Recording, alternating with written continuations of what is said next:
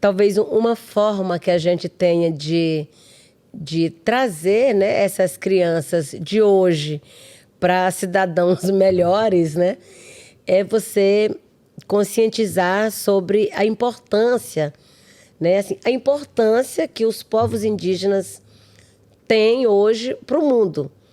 O papel desses territórios indígenas demarcados, né, o que esses territórios traz também para o mundo, né? Porque eu acho que as crianças que vivem nas grandes cidades, que nasceram aqui, que moram aqui o tempo todo, que não tem nenhuma vivência, nenhuma relação com a zona rural, digamos até assim, né? A zona rural, não estou nem falando território indígena Nada. ou quilombola, né? Uma zona rural. Ele não tem noção, né? Ele não tem noção que existe uma outra realidade diferente, a não ser essa do apartamento, dos carros, do asfalto, do concreto, né? Não tem. Então, eu tenho dito muito, assim, que por essa relação que a gente tem hoje com o território, né, de considerar a Mãe Terra, né, como esse lugar que é para além de um lote, que é para além de um pedaço de terra, né? Mas mãe que sustenta, que dá vida, né? A gente tem dito muito que esse modelo econômico tem destruído muito, né, de forma predatória e tal, e afasta cada vez mais as pessoas. E aí tem esse chamado, né, esse chamado da Mãe Terra para essa reconexão, uma reconexão com a ancestralidade, né, esse chamado para proteger as florestas, para proteger, né, a biodiversidade. E para as crianças poderem entender o que é que a gente está dizendo, né? Que biodiversidade é essa? Que floresta é essa? Que terra é essa? Que ele nem pisa, né? Que ele nem vê, nem sente, né? Ele precisa pensar, por exemplo, ó, da onde vem a água que ela bebe, né? De onde vem a água que se bebe na cidade? As crianças hoje pensam que ela sente sede, não tem água em casa, ela vai no supermercado, ela compra para sempre água dentro de uma garrafa. E lá vai ter a água, né? Vai no supermercado e resolve. E aí, não é, né? Para poder ela entender de onde vem essa água, né? Ela precisa saber que tem um território, que tem uns povos que estão lá defendendo essas nascentes, que estão lá todo dia pagando, às vezes até com a própria vida, né?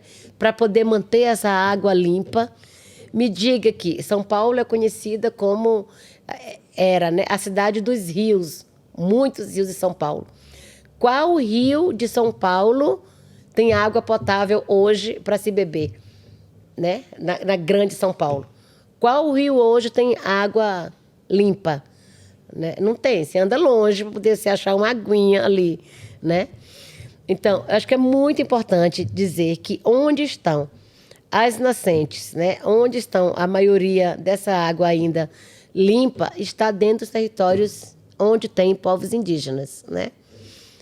Onde tem hoje um alimento saudável, sem veneno, né? Tu anda aqui aos arredores de São Paulo, tu vê aí as grandes extensões de terras entregue ao agronegócio por meio das grandes monoculturas, né? E esse alimento e todas essas plantações é utilizado muito veneno. Esse veneno, além de contaminar o próprio alimento, contamina a água e o ar que todo mundo respira, né? E aí eu chego no ar mesmo, né? O ar que chega aqui na cidade vem de onde? Se acabar com toda a floresta em pé, se acabar com todos esses territórios indígenas hoje, né?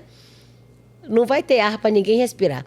Então, acho que essa reconexão que eu falo é você entender a origem, né, dos elementos essenciais para a vida.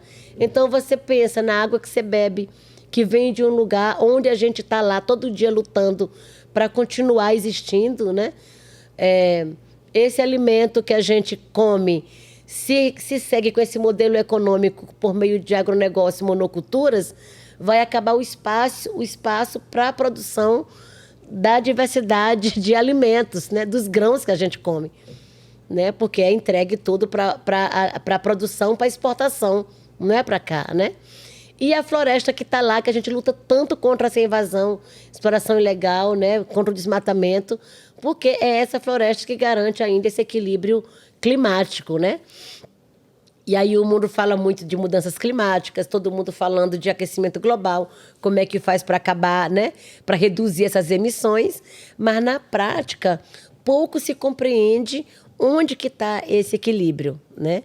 E aí, quando você compara os territórios indígenas, ocupados por indígenas, mesmo os não demarcados, né? Porque eu já falei que as regiões todas aí, territórios que falta demarcar, né? Então, esses ocupados por indígena, mesmo os não demarcados, né? Quando você compara essas terras ocupadas por indígena com demais terras públicas, né? Ou né, outras áreas, são as terras indígenas as mais preservadas. E é lá onde tem essa maior biodiversidade, que é o que garante tudo isso, né? A água, o ar e tudo. Quando você toma um leite lá na caixinha de manhã, você nunca vai imaginar de onde vem aquele leite, né? Nunca. Ai, comprou no supermercado, está ali.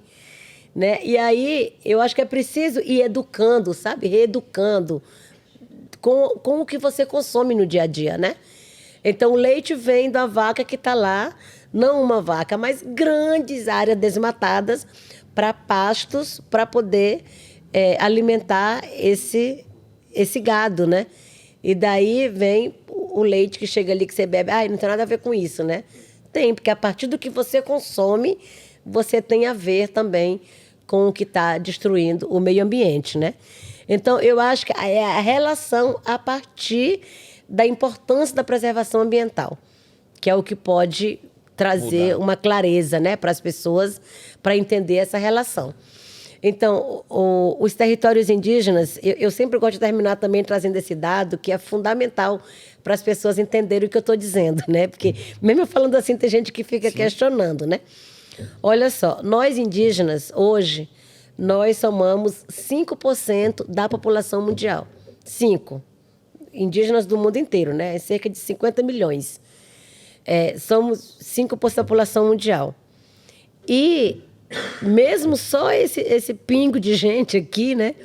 A gente consegue proteger 82% da biodiversidade que existe hoje no mundo. Da biodiversidade. Água, diversidade de plantas, né? De animais. 82% está dentro dos territórios indígenas, sabe?